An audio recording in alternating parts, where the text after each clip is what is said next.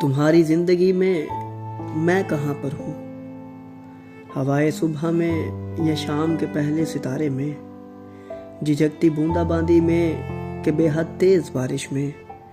रुपहली चांदनी में या कि फिर तपती दोपहरों में, बहुत गहरे ख्यालों में, बेहद सरसरी धुन में, तुम्हारी ज़िंदगी में मैं कहाँ पर हूँ। हजूम कार से घबरा कर साहिल के किनारे पर,